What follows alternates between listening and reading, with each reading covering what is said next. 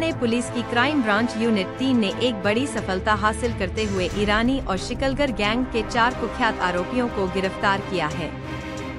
ये सभी आरोपी चेन स्नैचिंग, मोटर वाहन चोरी, डकैती और सेंधमारी जैसी गंभीर वारदातों में शामिल थे। पुलिस ने आरोपियों के कब्जे से कुल 36,29,725 रुपए कीमती सोने के आभूषण और 6 4 पहिया वाहन बरामद। शिकलगर गिरोह के सदस्य ठाणे और नवी मुंबई क्षेत्र में लगातार अपराधों को अंजाम दे रहे हैं। सूचना के आधार पर यूनिट 3 कल्याण की टीम ने निगरानी बढ़ाई और तकनीकी विश्लेषण की मदद से आरोपियों की पहचान कर उन्हें धर दबोचा। गिरफ्तार किए गए आरोपियों में वसीम यूसुफ अली सैयद उर्फ वसीम काला, कौसर यूसुफ अली जाफरी उर्फ बुशी, शिव सिंह अमीर सिंह बावरी और पूनम कौर अमीर सिंह बावरी। पंजाब राव उगले है। उपायुक्त अमर सिंह जाधव और सहायक पुलिस आयुक्त शेखर बागड़े के मार्गदर्शन में की गई। पूरे ऑपरेशन का नेतृत्व वरिष्ठ पुलिस निरीक्षक अजित शिंदे ने किया, जिनकी टीम में सहायक निरीक्षक, उप निरीक्षक, कांस्टेबल और महिला पुलिसकर्मी शामिल था। पुलिस पूछताछ में सामने आया कि इन चारों ने मिलकर ठाणे आयुक्तालय और नवी मुंबई के विभिन्न पुलिस थानों की हद में कुल 29 अपराधों को अंजाम दिया, जिनमें 1 डकैती, 20 चेन स्नैचिंग, 5 मोटर वाहन चोरी और 3 सेंधमारी के मामले शामिल हैं। इन आरोपियों के खिलाफ राबोडी, ठाणे नगर, वागले इस्टेट, कलवा, कोकरी, मुंब्रा, शिवाजी नगर, बदलापुर, अंबरनाथ, कोलशिवडी, बाजारपेट, तिलक नगर, होनचिवली, हिल्लाइन, मानपाड़ा, कामोठे और कलंबोली पुलिस थानों में मामले दर्ज हैं।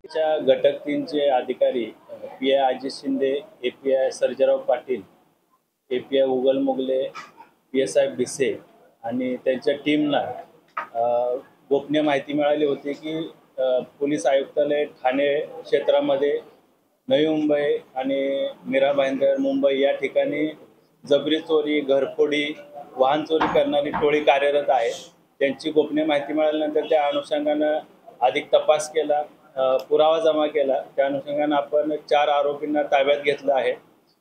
एक आरोपी क्रमांक 1 हा वसीम काला, राहणार आंबिवली कल्याण, त्याची बहीण कौसर यूसुफ अली, त्यानंतर शिवा सिंग बावरी आणि पूनम कौर बावरी असे 4 आरोपी आपण अटक केलेले आहेत।